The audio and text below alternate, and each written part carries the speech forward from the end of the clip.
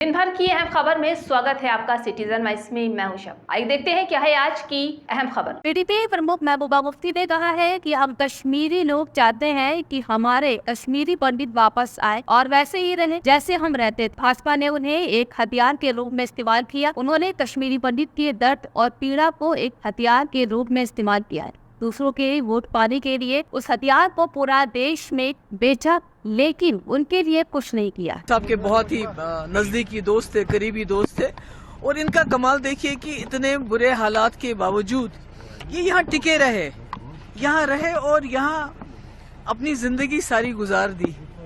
तो ये तो क्योंकि मतलब जिस तरह जम्मू कश्मीर के लोगों को बदनाम किया जाता है पूरे मुल्क में, फिल्में बनाई जाती हैं, तो मेरे ख्याल में उन फिल्मों का जवाब है इनका यहाँ रहना और भाईचारे से रहना। यहाँ के जब इनकी डेथ होगी तो यहाँ के जो लोग कितना रश रहा, कितने लोग इनके घर आए गए, तो मुझे लगता है भाईचारे की ये सबसे बड़ी मिसाल है। और इसके साथ ही जो हमारे कश्मीरी पंडित भाई बहन है जो बहुत मुश्किल हालात में जहाँ जम्मू में या कहीं रह रहे हैं, तो मुझे लगता है उनके सरकार हो या महबूबा मुफ्ती हो या कोई और हो या बीजेपी की सरकार हो, मुझे लगता है उनको यहाँ आके सेटल होने में किसी की मदद की जरूरत नहीं है।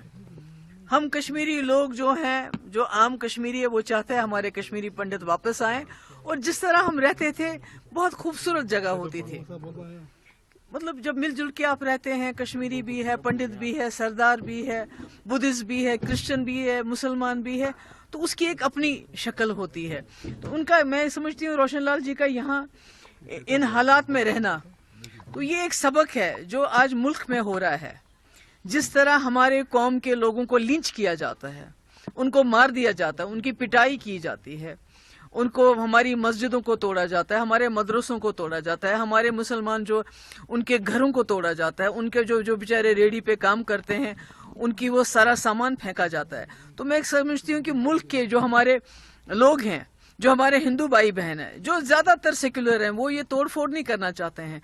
तो मैं कहती हूँ उनके लिए ये सबक है कि रोशन लाल जी इतने मुश्किल हालात में यहाँ रहे और मुसलमान और कश्मीरी पंडित आपस में जिस तरह मिलजुल के रहते थे उसी तरह आज भी मिलजुल के रहने के लिए तैयार हैं। की बात है जिसको आप जवाब देना शायद पसंद करेंगे। क्या अगर मैं गलत नहीं हूँ, हमारी इस पंडित कम्युनिटी को वोट बैंक के लिए इस्तेमाल किया गया है जब भी इलेक्शंस आए, जैसे आजकल लोकसभा इलेक्शंस होने वाले हैं, उसी वक्त ये बातें रिहेबिलिटेशन इनकी याद आती है? नहीं, मैं तो रिहेबिलिटेशन की, मैं तो जनरल यहाँ आई हूँ, मैं तो आप लोगों से बात भी नहीं करना चाहती थी। आपने पूछा किस हद तक तो नहीं, वो तो बीजेपी ने इनको खाली वोट बैंक की तरह इस्तेमाल नहीं किया, बल्कि एक हथियार, कश्मीरी पंडितों के दर्द को, उनकी तकलीफ को इन्होंने एक हथियार बनाया और पूरे मुल्क में उस हथियार को बेचा, उस हथियार को पूरे मुल्क में इस्तेमाल किया दूसरों के वोट लेने के लिए।